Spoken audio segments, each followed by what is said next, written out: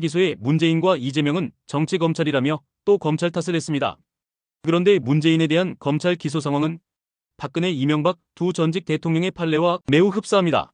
그런데도 검찰 탓만 하는 문재인과 이재명에게 국민의힘 권성동 대표가 한마디 썼습니다. 이 검찰이 그만큼 정치화되고 있고 그 사건에 대한 증거가 있다는 것을 보지를 못했습니다. 박 전 대통령 사건 당시에도 뇌물수수로 징역 20년 등의 형을 받았지만 실제로 돈을 받은 건 별도의 재단이었습니다. 당시 법원은 대통령의 영향력이 미치는 직무 범위에 속하고 그와 관련돼 돈이 전달됐다며 뇌물죄가 성립될 수 있다고 인정했습니다.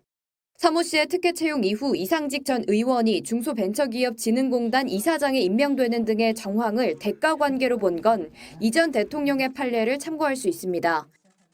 이 전 대통령 사건 당시에도 뇌물을 준 사람이 구체적인 대가를 요구하지 않더라도 대통령이 영향력을 행사할 수 있다면 대가 관계가 형성될 수 있다고 봤습니다.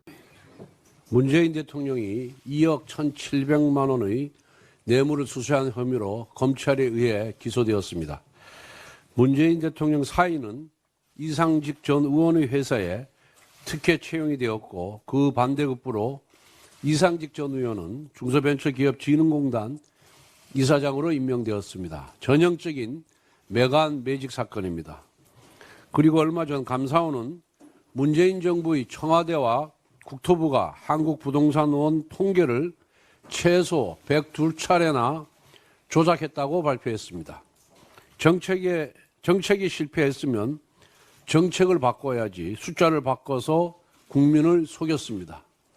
대한민국 대통령이 과거 사회주의 국가 독재자들이 하는 짓을 했던 것입니다.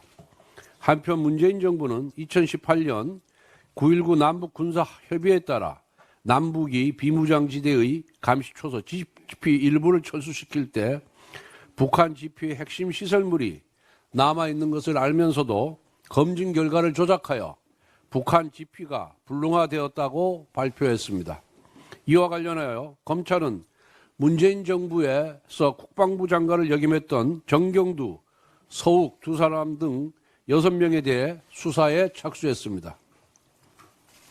나아가 문재인 정부는 우리 군의 철수 허가를 받기 위해 유엔군 사령부까지 속였습니다. 주적 북한에게 남북 군사 합의라는 휴지 조각을 구걸하며 동맹국을 속이고 우리 군의 경계 태세를 무장 해제시켰던 것입니다. 이것은 굴종을 넘어 이적 행위입니다. 이와 같이 문재인 정부의 총체적 부패와 비리, 반역적 행태가 하나하나 드러나고 있습니다. 그런데도 문재인 대통령은 간단한 입장 표명도 못하고 있습니다. 정치 이슈가 있을 때마다 훈수를 두던 SNS는 왜 침묵하고 있습니까? 더욱 가관인 것은 민주당의 태도입니다. 이재명 세력은 검찰이 문재인 대통령을 뇌물수수 혐의로 기소하자 검찰의 발악, 정치 깡패 집단과 같은 극언을 쏟아냈습니다. 심지어 검찰을 해체시켜버리겠다고 공언하고 있습니다. 민주당 세력이 무슨 범죄를 저지르든 간에 건드리기만 하면 모조리 섬멸해버리겠다는 섬뜩한 겁박입니다.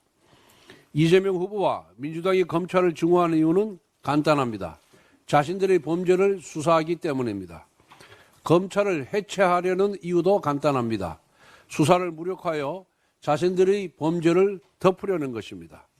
민주당이 권력을 장악하려는 이유는 자신들의 범죄를 영원한 미제 사건으로 만들어보려는 것입니다.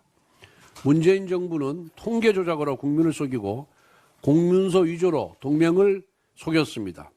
매간 매직으로 자식을 캥거루처럼 챙겼습니다. 이재명 세력은 명확한 범죄 행위를 덮으려고 합니다. 국민의힘은 민주당의 범죄 은폐 시도에 맞서 단호하게 법치를 세우겠습니다.